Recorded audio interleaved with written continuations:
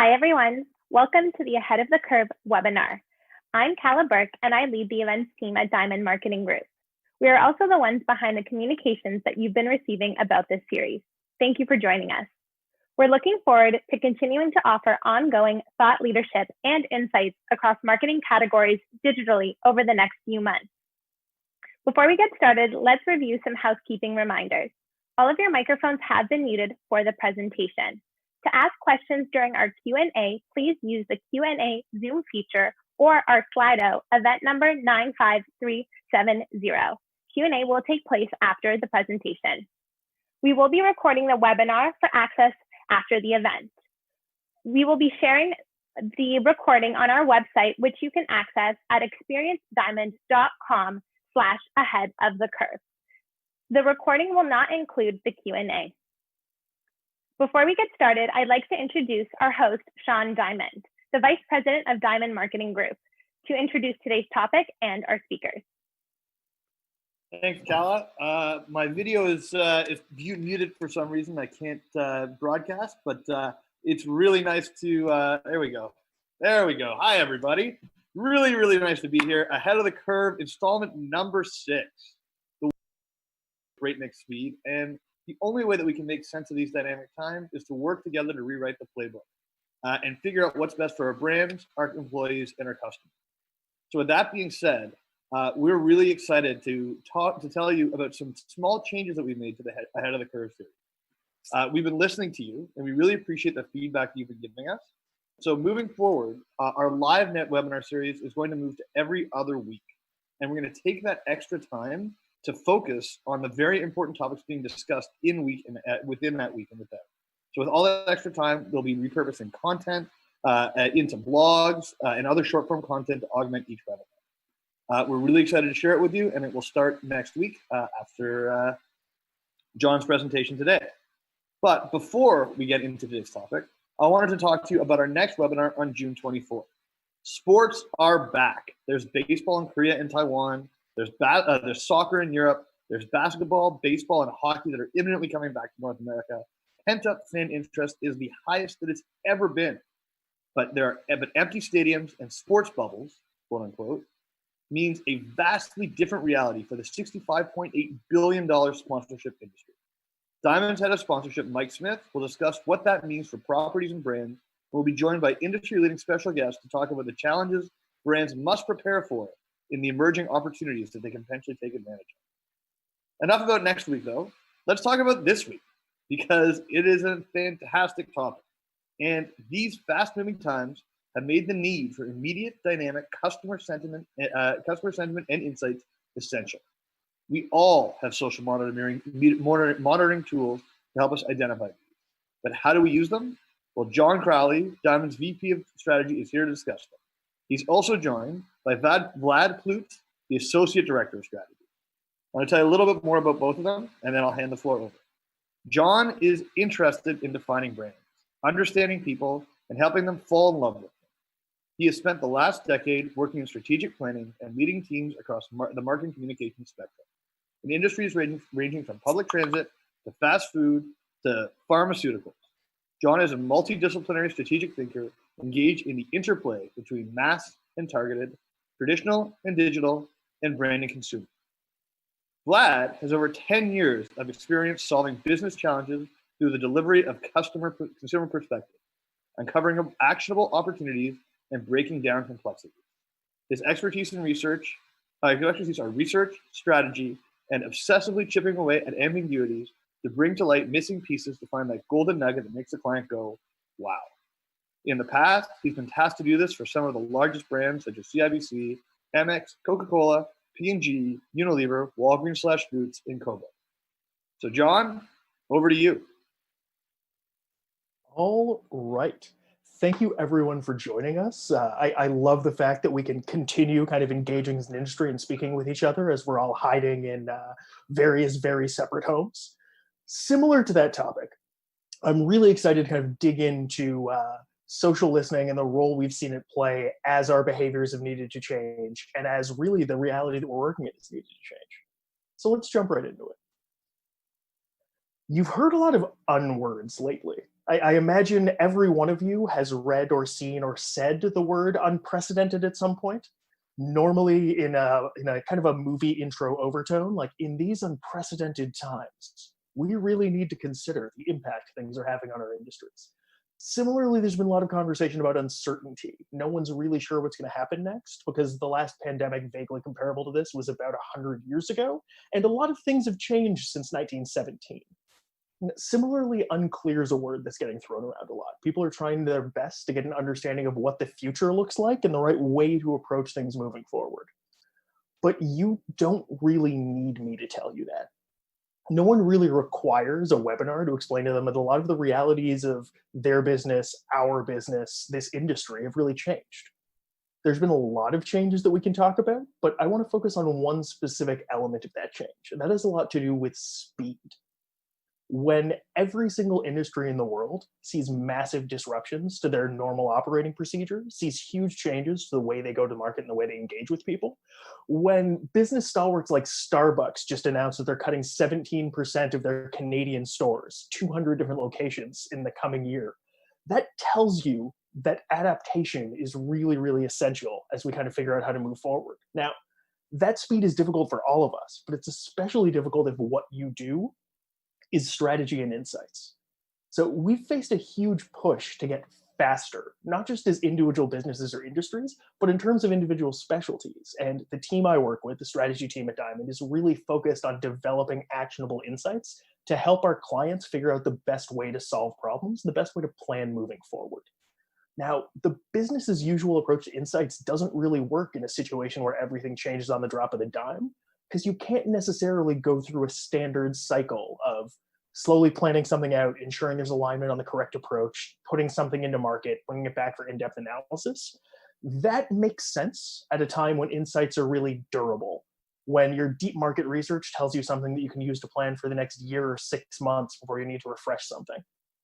That's not really the case anymore. I mean, if people had fielded market research about toilet paper in mid-March, you would have gotten very different opinions than we're getting in early June.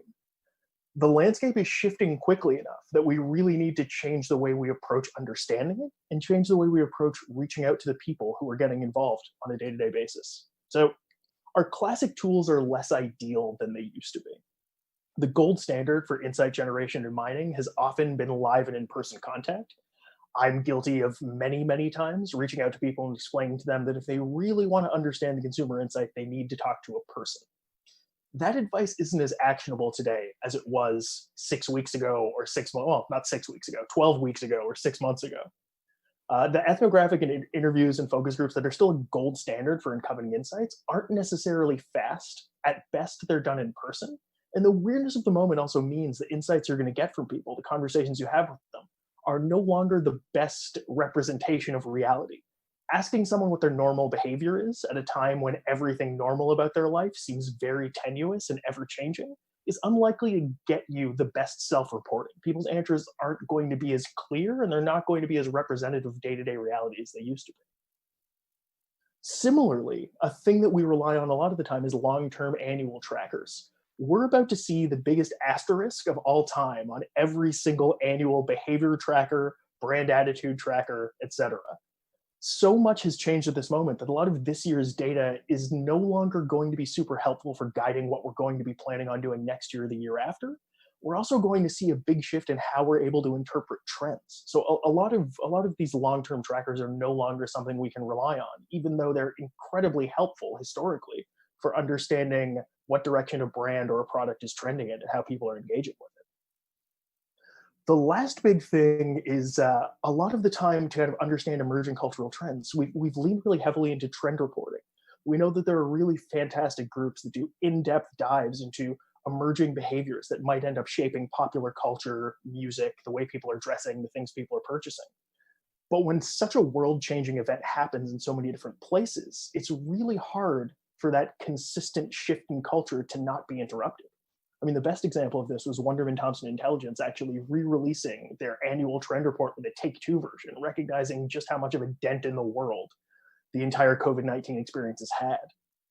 This rapid change is also leading to much more fractured and shorter-lived cultural shifts. I mean, we might be watching Animal Crossing talk shows 6 months in the future, but I wouldn't necessarily guarantee that's going to be our new normal. And if no one knows what I'm talking about, do some Googling later. The fact that we live in a world of Animal Crossing talk shows makes me very, very happy. So we had to go a little bit elsewhere for inspiration. We had to kind of step away from our normal behavior. And I'd love to pretend that my first thought was, let's go research a whole bunch of fighter pilots. But instead, it was looking at different business strategies aimed at uncertainty and speed. Now, I want to clarify, the word OODA that's sitting up here is not supposed to be some kind of meditative chant that you can repeat. I'm not suggesting you calmly rub your ears and exhale the word OODA to let all of your stress leak out of you. It's actually an adaptation, not an adaptation, it's actually a concept invented by a fighter pilot as a way of figuring out how to handle rapid decision-making with a simple repeating loop. So it is important that we think of this as a loop. It's a series of behaviors that you'd want to repeat to adapt to volatile, massively changing times. Now, this is not a brand new business strategy by any means, but one it's very, very suited to times of uncertainty and times of rapid change. To offer a little bit of an explanation, the 4 stages that you're running through for this approach to analysis and decision-making at speed are observation, kind of what is our current situation, where are we, what's going on. Orient, so how will this impact us? What are the other players on the stage doing? What do we need to react to? Decision, landing on how you're planning on responding. And then act, where you execute and begin again. And this consistent loop is a really big shift from the often annual planning-driven approach that many businesses and many marketers take. We're not used to thinking on a week-to-week or a month-to-month basis. We're used to planning out a year and figuring out the best way to approach it moving forward. As we all kind of learned, there are situations where things change so quickly that you need to either adapt your plans really heavily or consider building new ones from scratch. So this is a great framework that we found deeply helpful for analyzing the best ways forward as things seem to be changing day to day and week to week. So when we looked at our options, when we looked at the different tools we had to understand human behavior and how to tap into it, when things are changing at a pace where the beginning of the month and the end of the month don't necessarily look the same, we realized social listening was possibly the best fit to this approach. Now, why isn't the obvious question that people want to ask. And there were 3 big reasons that jumped out at us. The first was speed. One of the things that's amazing about social listening as a tool is you can access a really broad set of information that can be up to the moment or backdated. And you can update it, you can segment it and dig into it quickly, finding a broad set of commentary, behaviors, actions that people are mentioning on the fly. The ability to jump in and dig into that quickly is huge in a time when you need to decide whether or not something is the right approach, a good decision, or still applicable in the next 2 weeks rather than the next 2 months. The next factor that we really loved about social listening for this approach is it gives us the ability to see broad trends taking shape at a macro level, kind of what are the conversations that are picking up over the globe, what's really driving conversation volume regionally, what's getting people engaged. But there's also the ability to approach it through a micro perspective, to be able to dig deep to individual verbatims and see how a person or a group of people's behavior, language choice, frequency of engagement is changing over time. The ability to compare and contrast this 10,000-foot level with this 10-foot level is really helpful for both kind of identifying broader behaviors that might be worth considering and digging deep into the nuances of how we might want to engage with them and why. And the last thing that made social listening really exciting for us as a potential opportunity in these uncertain times, there's another unword for you, is that it's a leading indicator. It's all well and good to measure behavior, look back and say things really changed last month, but that forces you in a situation where you're being inherently reactive. The ability to keep an eye on what people are saying, how they're saying it, and what things have changed about the way they're discussing certain topics can give us hints about what behavior changes are possible so we can be ready for what happens next, rather than responding to what happened before this current moment. So mapping really, really common social listening activities against the OODA loop, just to kind of provide a little bit of context and framing, what you might have done and what you might be doing currently is from an observation standpoint. You might be tracking the use of branded terms, of hashtags, of individual engagements with content. From an orientation perspective, you might be determining your share of voice or benchmarking versus engagement rates when you look at competitors or how you're sitting in your specific category. From a decision perspective, you're likely monitoring what trends are developing to determine what you might leverage in future content, both on and off social. And from an action perspective, you might be driving your long-term strategy, or you might be identifying moments to really surprise and delight. Something I've heard some very intelligent experts in the space say in the past is that one of the best things you can accomplish in social is just creating that little moment of joy. I think that's valuable, but I think there is an opportunity to take it a little bit further, which is a thing that we're going to dig into a little bit later. The important thing to keep in mind as well is that, if anything, the COVID-19 crisis may have actually elevated the value of social listening. The first point related to this is actually fairly obvious, with a bunch of people spending time at home and a bunch of the standard social activities that really drive people forward being on pause. We've seen a huge leap in creation and consumption. So in 2019, the global average was 144 minutes a day spent on social media. I think that may be underreported. Either that or the screen time tracker on my iPhone is intentionally trying to mock me. But 44% of people are saying they're spending more time on social media during this crisis. So this already aggressive number has increased. And a lot of that is people need ways to kind of engage. They need things to do to fill the time. So that more reading and more posting is really allowing us to add more depth and dig more clarity out of the insights available via social listening. Oh, that's fun. I had my first presentation hiccup. As I'm sure none of you have had any presentation hiccups during this entire remote working experiment we're all embarking on, I assume none of you will forgive me, and I apologize profusely. Another thing to really help elevate social listening is that need for human connection. Although isolation is now lifting and people are spending more time outside, a lot of the ways people would gather in large groups, a lot of the ways you'd feel that moment of human connection have been on pause for quite some time. And social media is kind of, it's an imperfect substitute, but it is a way of feeling a little bit less alone when those normal ways of being together and gathering aren't normal. Now, anecdotally, this is a difficult thing to measure without sifting through thousands and thousands of posts at a time. But I and a lot of the people I work with have commented that we've seen a lot more honest, personal content put out there recently. People are a little bit more open and out there, partially because they're not seeing all the people they normally see face to face, but also that need for human connection is getting stronger and deeper. And another one. Sorry. The other thing that's interesting, and this will be a shock to many of the people watching, is that people on the internet really like complaining. Now, the nicer way to say it is that social media engagement really does lean towards the polarizing. People either want to share something completely awesome or completely terrible, and those are the big driving factors that lead to a lot of posting. But a lot of the time, internet complaints aren't necessarily the most actionable of things. However, because we're living in a massively shifted situation, because people are adapting to a lot of disappointments and a lot of things that they're accustomed to or used to being taken away, these complaints are offering more value than we normally expect. They're highlighting barriers that people are running into that they're not used to. They're highlighting frustrations and challenges that people are facing around your brand or your product as they're adapting to this, I'm going to say it, new normal. And they're also kind of highlighting the ideas and the experiences that people are building around products, categories, or broader industries as they're needing to adapt their behaviors, needing to adapt their way to engage with people to this changing moment. So these three factors have really allowed us to kind of take a different lens in how we're approaching this and dig a little bit deeper in terms of the best possible ways to engage. That skipped ahead several things. So really what we're talking about here is shifting from a measurement mindset to an insights mindset. And we feel this is a really, really important thing to consider because it's very easy to fall into a behavior pattern of, because social media listening can spit out numbers and graphs, treating as though it's a speedometer. You can see how fast you're going, you can see the progress you've made, you can see how things are accelerating, and that's fantastic.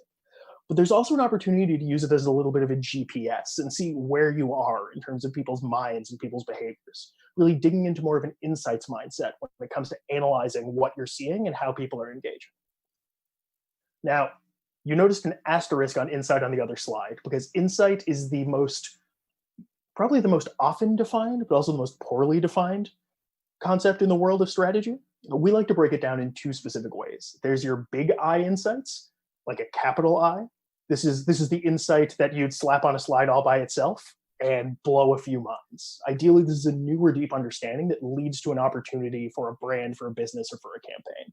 This is unlocking some new way of engaging with people by tapping into a human truth that's really going to make them excited. But there's also the little I insights. And these are often what you'll see in a web-based dashboard labels an insight is really just a stat or two stats kind of conflated with each other. It's a detail, it's a little nuance that should influence your strategy and how you engage across a big opportunity. Both of these are incredibly valuable. There's a huge problem with people confusing one for the other or thinking that only one type of them exists.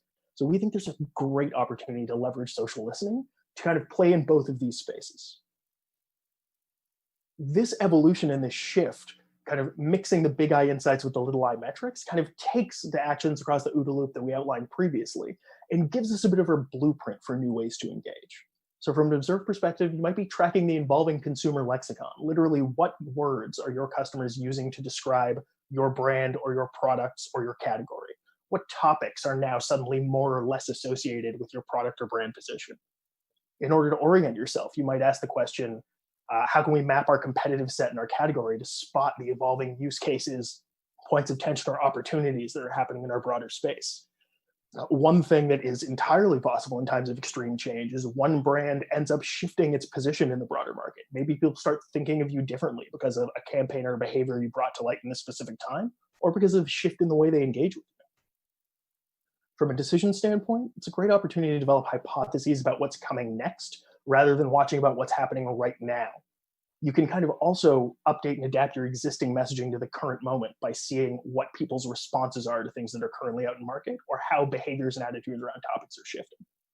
Then from an action perspective, there's a huge opportunity for short-term optimization and adaptation.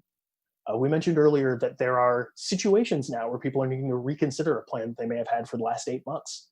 It's a great opportunity to not throw the baby out with the bathwater and actually consider what tweaks, shifts, or revisiting of behaviors is plausible to kind of keep moving forward in the way that you want to. The last thing I want to talk about is the opportunity to shift from surprise and delight moments to connect and convert moments. One of the few ways available to brands that are not currently shipping things to people's homes at the moment to build a one-to-one connection is now these social media channels and platforms. It's not necessarily about getting a little smile and then hoping someone stops by your store when your store is not going to be open for a few more weeks. It might be a matter of building a deeper one-to-one relationship so you can convert that person to a sale later on down the road. So I'm going to pause and ask the obvious question, which is, if everything's changing all at once, if we've shifted into a world of ASAP where we're doing everything we possibly can to get it out the door as soon as possible, why does this matter now? Why, in a time when we have less time than we've ever had before, is it essential to dig into insights and get a better understanding of what's going on in the world? And as always, I have some examples to back up why I think this is important. The first is that it's incredibly easy to screw up at the moment. So this is a short clip from a Kentucky Fried Chicken ad that ran in the UK that got pulled off due to responses.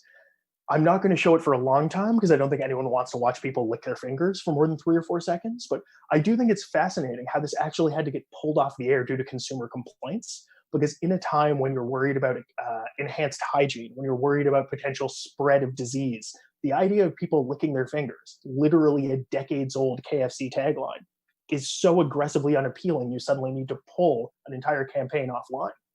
And this campaign had nothing directly to do with the COVID-19 situation. But the idea that consumer sentiment and consumer tolerance for behavior had shifted so quickly that this definitely not inexpensive campaign had to be pulled for the air and they had to issue an apology tells you a lot about the changing expectations that we're all facing right now and how quickly they can shift. The next thing I want to point out is that really trend-driven solutions, they can be done incredibly well, but still really easily get lost in the crowd. Now, I'm sure this feels like 1,000 years ago, but when we were discussing enhanced hygiene and hand washing technique picking up, a lot of people saw this specific meme pop up where you could use another song if you were particularly tired of singing the happy birthday song, for example, to time your hand washing. Now, Netflix did a really, really great job bringing something to market with a song that they owned based on Miley Cyrus and her appearance on Black Mirror as the fictional singer Ashley O. This was a really, really great example of leveraging something that was as relevant as humanly possible and leveraging it in a way that directly played off an owned property.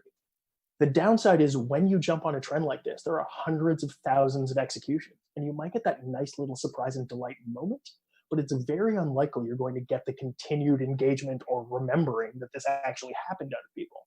It's very easy to get lost in the crowd when you're just leveraging trends as a way to maintain relevance in changing times.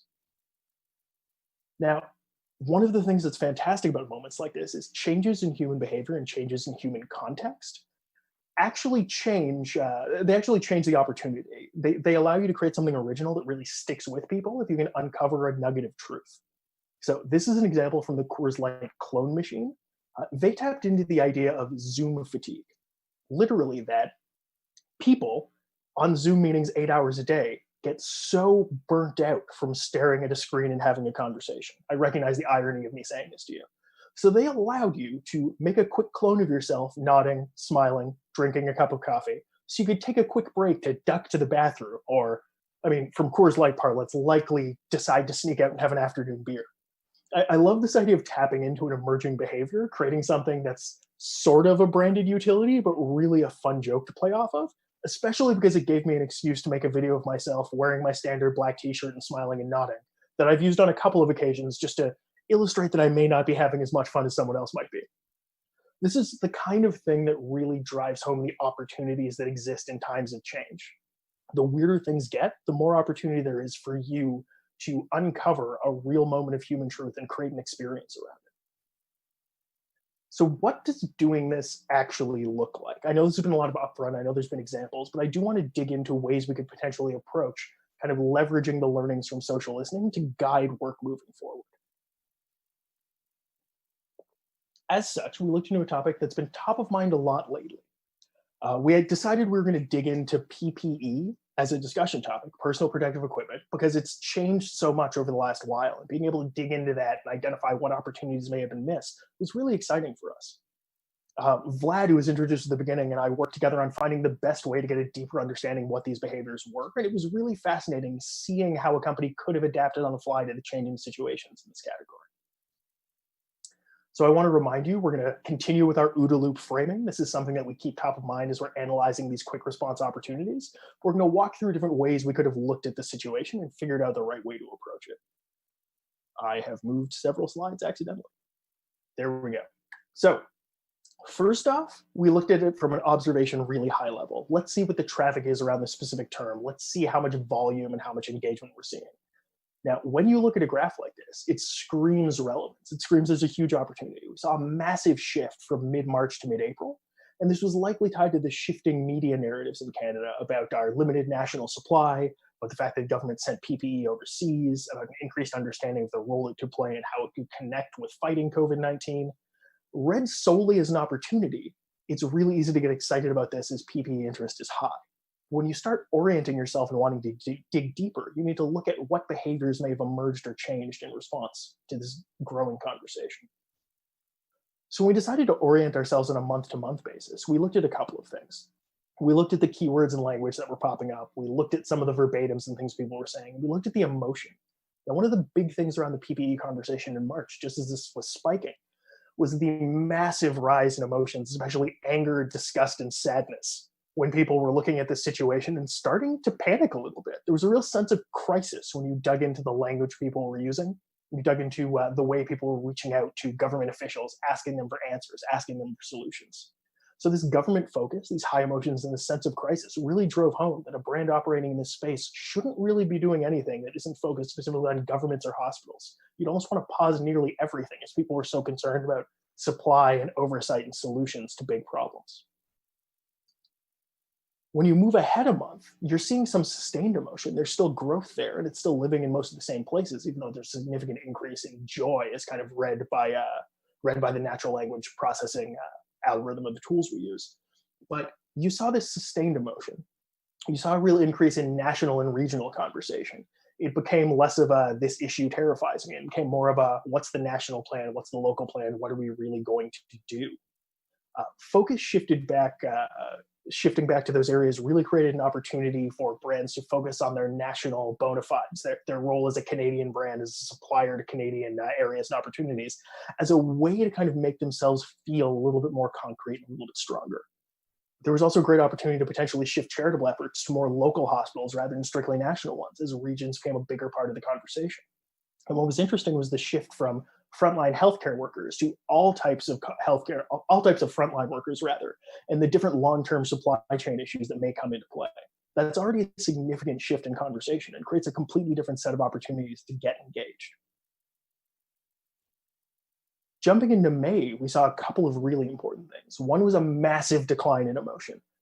A huge amount of, I don't want to say people calmed down, these were still very important issues, but they became less emotionally fraught. People were a little more capable of dealing with them at a rational level rather than an emotional level kind of driven by fear and that sense of crisis we saw earlier on. This declining emotion was really paired with more of a personal focus. People started thinking about themselves, their behaviors, how this fit into the broader options around social distancing and how they could protect themselves. This shift in conversation and behavior was really interesting because suddenly there was a bit more of an understanding of what PPE might look like in the future, how people were feeling more comfortable about this as a subject of conversation rather than just a subject of debate, and how there was space for a little bit more nuance and personal detail in these messages. There's also a great opportunity to dig into individual businesses, people kind of finding opportunities to grow and move forward there. So when you're digging into the decision stage of your loop, there are real opportunities here to guide your strategic choices. From a positioning standpoint, we saw great opportunities to shift who you might target, whether you're looking at a government level, a business level, or an individual consumer level, and how you'd want to speak to them as their sentiment and emotion shifts. Also, that shift from a national focused conversation to more of a regional one to a personal one really potentially guides A, how you position yourself, but B, also who you target and how you speak to them. In terms of language and lexicon, we saw some really exciting findings regarding involving word usage. Originally, everyone was using language like PPE and N95s, but then as understanding evolved and people got more comfortable, the conversation shifted to masks as an overall need to kind of interrupt the spread and protect yourself a little bit better. This was part of an overarching shift of PPE being its own issue that people were engaging with, to being tied to social distancing and shopping or social behavior as a broader category, kind of figuring out how we're going to work as an interconnected set of behaviors in a bit of a new normal. And then from a messaging standpoint, in March and April, really the only safe and responsible option for a brand would have been messages of support for the front line and or donations. Whereas by mid-May, you could reframe as supporting small businesses, helping build plans for reopening, and really creating those opportunities to connect in other areas beyond strictly focusing on frontline workers or healthcare workers. From an ACT perspective, there were real opportunities that we could see from content, context, and timing. So one thing we found fascinating is Vox waited until early June to start cranking out PPE-related lifestyle content. People mentioning, how are you going to take care of your skin while you're wearing a mask? Now, this is a thing we saw people talking about to a certain extent online earlier, but it was a good read of the emotional space we're operating in and the level of defensiveness people were feeling about these issues, that they waited until the right moment to make this a more personal conversation, a more personal issue. This, by June, is a great place for a brand to potentially play, whether it be branded PPE, the idea of a Sephora, for example, deciding they want to talk about what makeup and skincare regime goes best with wearing a mask on a day-to-day basis. That's a great idea right now. If they tried it in April, it very likely would have sparked backlash as people weren't ready for a conversation about personal or lifestyle needs in relation to something that was and is a national crisis. So to recap, I know I've been going on for a while, and I like doing a little bit of a recap at the end, just so people can try to remember the things I said earlier on. I know I talk a mile a minute. It's one of my many personality flaws. But these are really fantastic and flexible tools and methodologies to orient yourself. There's a really great opportunity with social listening tools to kind of get a snapshot of evolving landscape or mindset that you're targeting, and to figure out where you're sitting on your changing landscape versus your different competitors, other players in related areas. This is super helpful, but needs to be an ongoing opportunity with our current rate of change. One thing we've been saying a lot internally is that every week kind of feels like a month, and every month feels like a quarter in terms of everything that's happened and the amount of change that we're dealing with. I've also been joking that it's currently like March 107th, because it does feel like this has been the longest month of all time. It's important to remember that you can use big I insights to make decisions and kind of guide approaches, but little I insights to guide the way you act. The opportunity to mine those big cultural insights to guide net new projects or unlock a meaningful interaction is really helpful, but you can also use those smaller tactical insights to make decisions about when to launch, what language to use, or who you should be speaking to. And then lastly, it's important to remember that small changes can work as well as big ones. A thing you may have noticed kind of peppered through the broader presentation is we're not necessarily saying that everything needs to be scrapped or reinvented. There's a huge opportunity to revisit what you've done, look at the current landscape, and maybe shift your word choice, shift who you're targeting, shift the specific way you're presenting it. But there's an opportunity to salvage a lot of work that people may have considered throwing out at the beginning of this crisis, recognizing that it's not necessarily a huge tweak to move something from being risky or off message to relatively safe and still on brand with what you overall want to accomplish. So thank you. This was kind of the walkthrough of things we wanted to cover, but I believe now we're going to be shifting over to Q&A. Yeah, thank you very, very much, John. Every time, I must admit, this isn't the first time I've seen this presentation. And every time that I see it, I always learn something new, and I find so interesting. I've got a million and one questions myself, but I just want to make sure everyone knows you can ask questions either through Slido if you're watching on YouTube Live, or for those that are watching through Zoom, you can just put the questions directly into the chat box below, and we'll be happy to get them. Any questions we don't get to, please email them to me. We'll put my information up afterwards, and we will send you a direct answer by email. So every question will be answered. So Vlad, I wanted to welcome you as well. How are you doing? Not bad, thanks, Sean.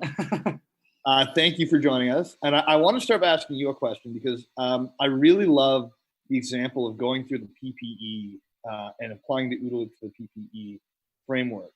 And that makes a lot of sense for PPE because it's a new conversation. But what about brands that are that have more of a history? You know, how far back can they go to historically when they're looking at at social listening and kind of what are good practices around that?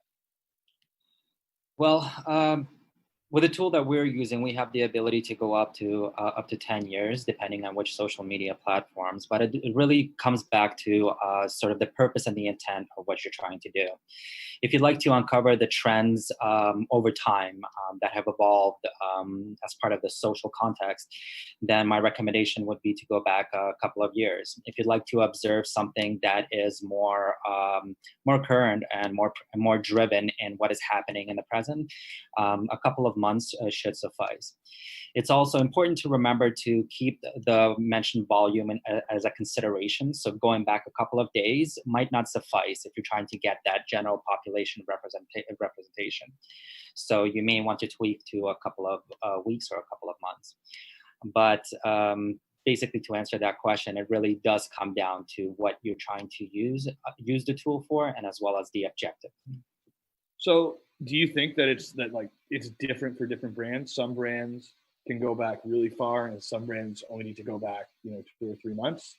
And what impact do you think COVID has on it? Well, absolutely, and this is the hard part. Something like the introduction of COVID into the context of our culture and social exploration does put a little bit of a wedge of our ability to be able to trend a couple of years back. So my recommendation would be to start with something that goes back a couple of years for the more traditional brands, but then also to outline and trend those spikes or possible dips within the mentioned volume, and isolate those instances to explore what kind of sentiment arose from those spikes, and what kind of changes those types of anomalies had on your social listening efforts. Cool. Thank you. That's great. So there's a question that we just got that's also really that I think that I want to read out directly. So it says, "Hi there.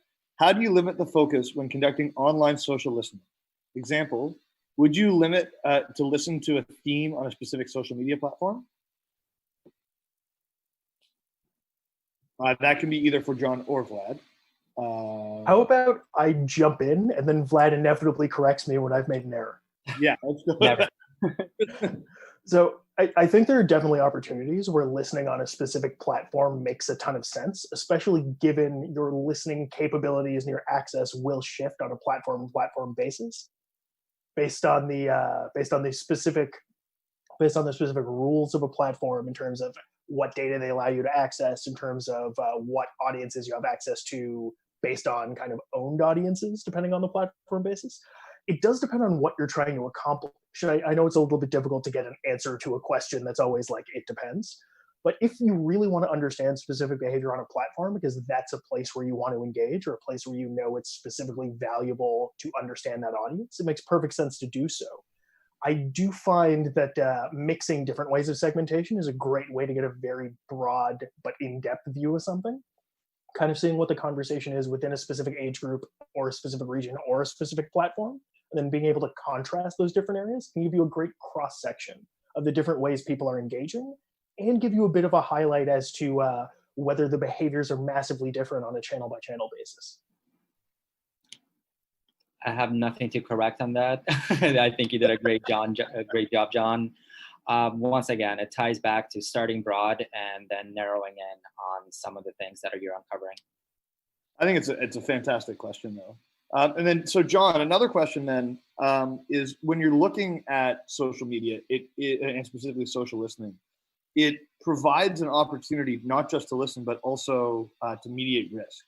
And so, what is the right balance when you're trying to use it? So I see those as two incredibly valuable opportunities that can be done almost at the same time using the same tools, but in different ways.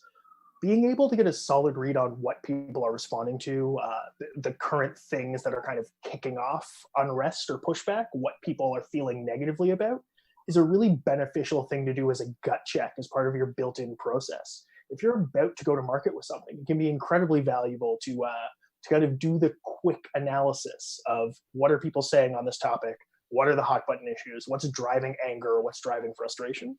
But at the same time, you can really deepen your approach to something that's already in progress by ensuring that you kind of identify what little nuggets of behavior, what little nuggets of insight might help expand and kind of move beyond.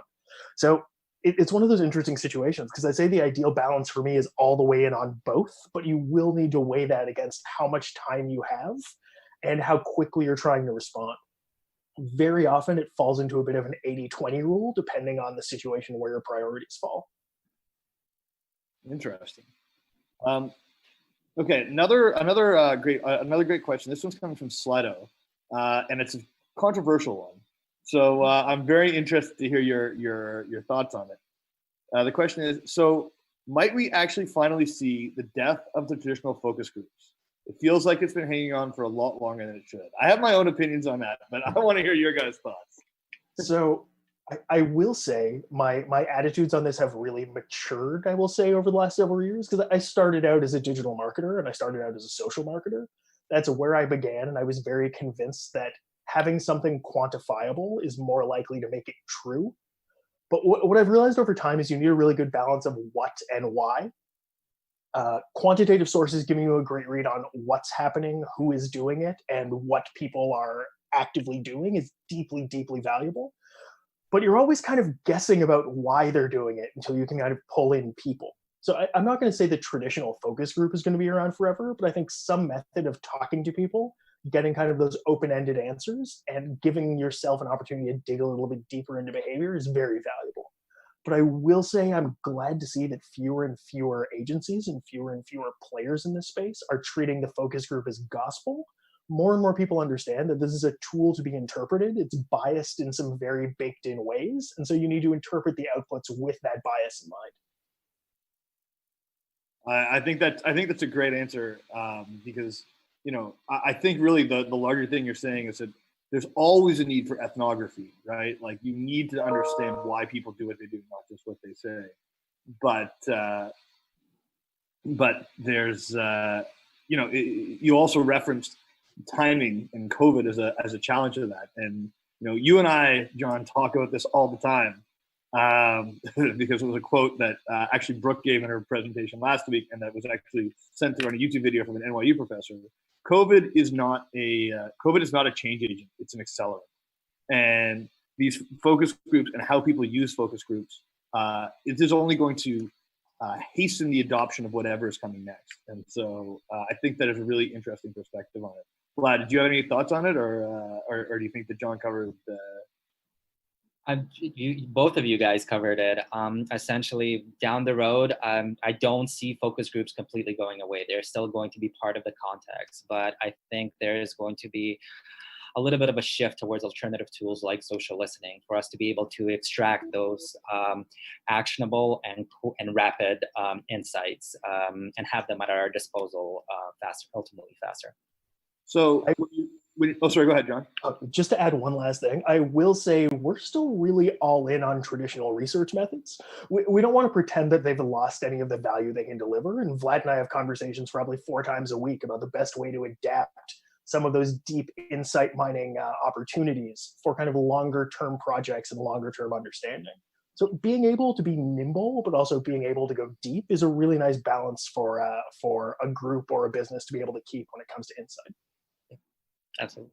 So Vlad, you talked about grabbing the insights, and one of the big things about grabbing insights from social media is a good query, right? Like I'm imagining this. I'm not the expert, but how do you arrive at a good query, and kind of what's your process to go through that? Oof.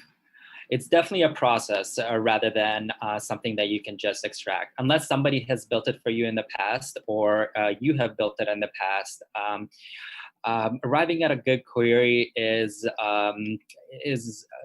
you have to go about it in a little bit of a creative way.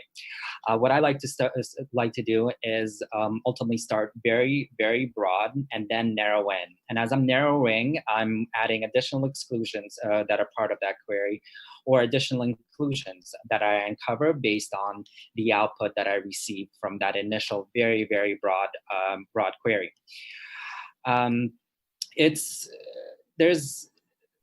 There's a number of ways to sort of get around it, but one of the elements that you have to sort of start off with, especially when you first start writing your queries, is you have to learn the Boolean operators. So with the tool that we utilize, we do tap into some Boolean language. And it's important to learn all the different operators that are at your disposal, so you're able to leverage and utilize them in creating that query. One of the other things that has sort of helped me out along the road and learning to write queries is leaning on others. There's people that have done it in the past. There's subject matter experts, and as well as sort of your tool provider experts that you're able to tap into and extract some of the wealth of knowledge that they've done, and ultimately try not to make the same mistake that they have done. So, sorry, go ahead. Can No. finish your thought. What I was going to ask, and maybe just answer after you finish this thought, then is you gave great examples of starting broad. So how did you approach that when you pulled the PPE data? What type of queries did you start with, and how did you get more specific? The foundational query was essentially just PPE, reiterated in a few different ways. So we used it as part of the hashtag. We used it as part of the sentence. We provided the term on its own as a standalone term. And what the tool does is it looks across all the different social mediums and pretty much amalgamates and brings together the different social mentions that correspond and correlate to that query. Then once I started to uncover some trends and some of the anomalies that I wanted to exclude, I added them to that query. So an example is, let's say, some conversations that were more promoting the products. I had to ensure that I would be excluding those conversations. So I added that exclusion to the query, and so on and so forth. I can assure you that well, based on my experience, I have never been able to sort of create that initial query and it stops there. It has been a process of evolution and evolving that query towards to best fitting towards your objective. Very interesting. So kind of on that though,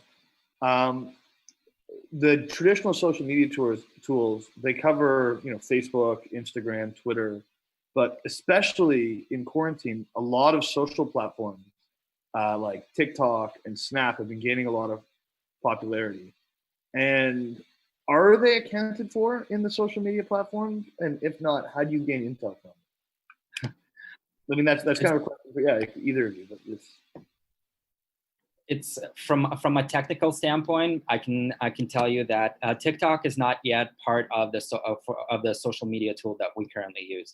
But that does not mean that you're not able to tap into it. There are alternative creative ways that you're able to engage, and alternative tools as well that you're able to leverage in order to get that representation from some of the up and coming tools. And if there's a need for you to, and if you have a direct objective in mind, there's nothing stopping you that going into that tool directly and just looking at the corresponding mentions and activity that happens around the subject that you're trying to explore. I think that's spot on. There's huge opportunities, even in kind of closed gardens where you may not have access to the back end data. There's great opportunities to kind of dive in and treat it as a digital ethnographic experience. Like when Reddit first became a huge thing, and I'm completely dating myself right now, I spent a lot of time just kind of silently trolling through different groups, understanding behaviors people were exhibiting, even before I had the ability to kind of sort that data through a specific platform or tool. So there's a great opportunity to kind of dig a little bit more into the qualitative side of social observation, let's say, rather than social listening tools, as a way of understanding some of these emerging platforms. Interesting. So on that kind of lens, then, is social listening broad enough to capture all the demographics that exist? Because you're saying, like, you have to ethnographically dive in to Twitter and Snap to be able to get the validation. But, like, Twitter and Snap naturally skew younger. Facebook naturally skews older, which makes me feel really old because I'm on Facebook. But is social listening broad enough to capture all demographics, and what does it exclude? I think it kind of speaks to the earlier point about there being a little bit of bias in everything. I think the most important thing is maintaining awareness of that bias.